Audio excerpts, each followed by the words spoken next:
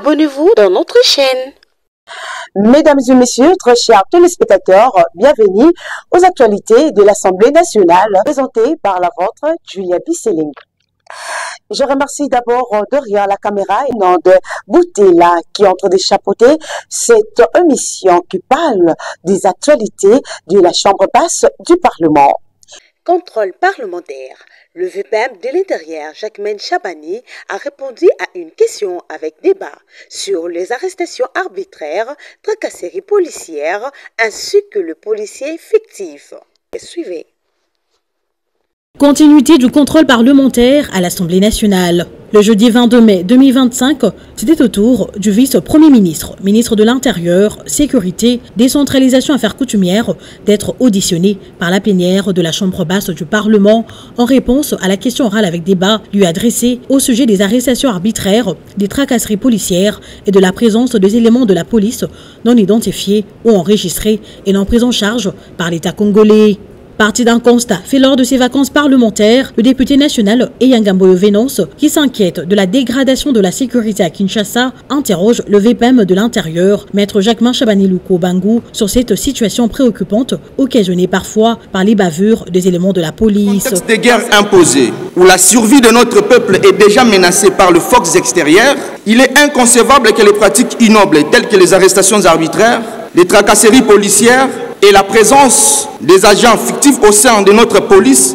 viennent s'ajouter à la souffrance de notre peuple. Ces agissements de la part de ceux qui pourtant sont commis à la protection des citoyens et de leurs biens aggravent la situation et ternissent davantage l'image de notre État et de nos institutions, mais aussi de l'État des droits que nous aspirons à consolider. Répondant à ces questions qui touchent à la survie du peuple, le vice-premier ministre en charge de la sécurité intérieure rassure les élus du peuple de son implication dans la sécurisation de la population et de leurs biens. Ayant fait de la lutte contre les antivaleurs son cheval de bataille, et cela se prouve par le renforcement de capacités de déploiement des inspecteurs sur toute l'étendue du pays en vue de mettre hors d'état de nuire tout policier malveillant, le projet de loi portant réforme de la PNC présentement à la Commission défense et sécurité pour examen approfondi constitue une réponse aux questions posées, renseigne maître Jacquemain Chabani. La République a initié l'opération Dobo qui se poursuit et aujourd'hui est étendue déjà sur 4 provinces. Elle est étendue concomitamment avec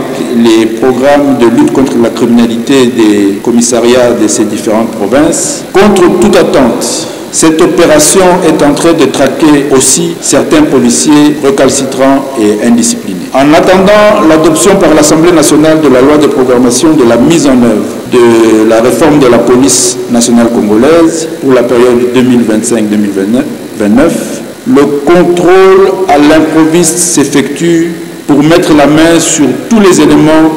qui s'évertuent à tracasser la population, à opérer des opérations arbitraires et à violer les droits et libertés fondamentaux des citoyens. Mais je reste convaincu que les solutions efficientes à la problématique de la gestion de la police nationale congolaise résident dans l'adoption par l'Assemblée nationale de la loi portant programmation de la mise en œuvre de la réforme de la police nationale congolaise pour la période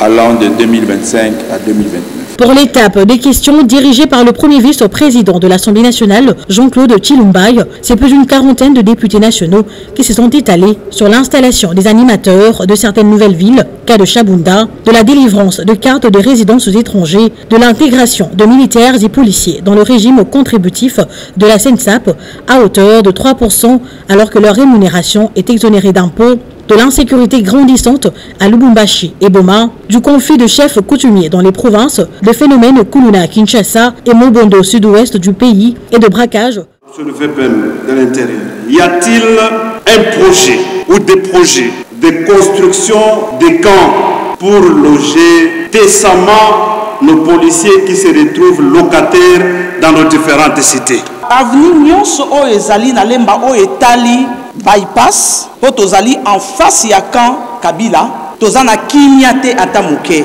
Comment comptez-vous assurer la sécurité de la population face au banditisme urbain qui connaît une certaine montée et aussi face à la prolifération des armes à petit calibre? Dans l'optique de satisfaire toutes les préoccupations des élus du peuple, le VPM de l'Intérieur a sollicité un délai de 48 heures, lequel délai lui a été accordé. Précédemment, à l'examen de la question orale avec débat, la représentation nationale a procédé à l'examen et à l'adoption du rapport de la Commission aménagement du territoire, infrastructure, nouvelles technologies de l'information et de la communication relatif au projet de loi de ratification de l'ordonnance loi numéro 25/025 du 5 février 2025, modifiant et complétant la loi numéro 14/011 du 17 juin 2014 relative au secteur de l'électricité telle que modifiée et complétée par la loi numéro 18/031 du 13 décembre 2018 ainsi que l'adoption globale du dit projet de loi. Cette version amendée comporte 2 nouveaux articles insérés. Il s'agit des articles 4B et 97B. À l'entame de cette plénière, le président de l'Assemblée nationale, le professeur Vital Kamerhe, a informé les élus du peuple de la création de 2 commissions pour statuer sur le réquisitoire du procureur général près la Cour de cassation contre le Mineta Constant Mutamba. Continuité du contrôle parlementaire à l'Assemblée nationale. Le jeudi 22 mai 2025, c'était au tour du vice-premier ministre, ministre de l'Intérieur, Sécurité, Décentralisation Affaires coutumières, d'être auditionné par la plénière de la Chambre basse du Parlement en réponse à la question orale avec débat lui adressée au sujet des arrestations arbitraires, des tracasseries policières et de la présence des éléments de la police non identifiés ou enregistrés et non pris en charge par l'État congolais. Parti d'un constat fait lors de ses vacances parlementaires, le député national Eyangamboyo Venance, qui s'inquiète de la dégradation de la sécurité à Kinshasa, interroge le VPM de l'Intérieur, maître Jacquemin Chabani-Louko Bangou, sur cette situation préoccupante, occasionnée parfois par les bavures des éléments de la police. Dans ce contexte de guerre imposée, où la survie de notre peuple est déjà menacée par le fox extérieur, il est inconcevable que les pratiques ignobles telles que les arrestations arbitraires, les tracasseries policières, et la présence des agents fictifs au sein de notre police viennent s'ajouter à la souffrance de notre peuple. Ces agissements de la part de ceux qui pourtant sont commis à la protection des citoyens et de leurs biens aggravent la situation et ternissent davantage l'image de notre État et de nos institutions, mais aussi de l'État des droits que nous aspirons à consolider. Répondant à ces questions qui touchent à la survie du peuple, le vice-premier ministre en charge de la sécurité intérieure rassure les élus du peuple de son implication dans la sécurisation de la population et de leurs biens. Ayant fait de la lutte contre les antivaleurs son cheval de bataille, et cela se prouve par le renforcement de capacités de déploiement des inspecteurs sur toute l'étendue du pays en vue de mettre hors d'état de nuire tout policier malveillant, le projet de loi portant réforme de la PNC, présentement à la Commission défense et sécurité pour examen approfondi, constitue une réponse aux questions posées, renseigne maître Jacquemin Chabani. Le gouvernement de la République a initié l'opération Dobo qui se poursuit et aujourd'hui est étendue déjà sur 4 provinces. Elle est étendue concomitamment avec les programmes de lutte contre la criminalité des commissariats de ces différentes provinces. Contre toute attente, cette opération est en train de traquer aussi certains policiers recalcitrants et indisciplinés. En attendant l'adoption par l'Assemblée nationale de la loi de programmation de la mise en œuvre de la réforme de la police nationale congolaise pour la période 2025-2029, le contrôle à l'improviste s'effectue pour mettre la main sur tous les éléments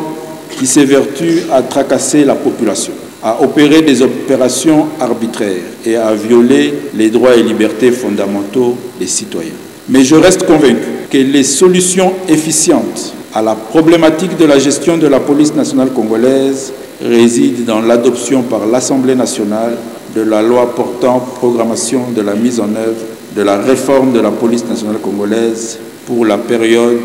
allant de 2025 à 2029. Pour l'étape des questions dirigées par le premier vice-président de l'Assemblée nationale, Jean-Claude Chilumbaï, c'est plus d'une quarantaine de députés nationaux qui se sont étalés sur l'installation des animateurs de certaines nouvelles villes, cas de Chabunda, de la délivrance de cartes des résidences étrangers, de l'intégration de militaires et policiers dans le régime contributif de la SENSAP à hauteur de 3% alors que leur rémunération est exonérée d'impôts, de l'insécurité grandissante à Lubumbashi et Boma, du conflit de chefs coutumiers dans les provinces, des phénomènes au Kuluna à Kinshasa et Mobondo sud-ouest du pays et de braquage, du recensement des agents fictifs et tant d'autres. Je voudrais savoir sur le VPM de l'intérieur, y a-t-il un projet ou des projets de construction des camps pour loger décemment nos policiers qui se retrouvent locataires dans nos différentes cités. Avenue nyonso o ezali na lemba o etali bypass po tozali en face ya camp Kabila tozana kimyate atamuke. Comment comptez-vous assurer la sécurité de la population face au banditisme urbain qui connaît une certaine montée et aussi face à la prolifération des armes à petit calibre?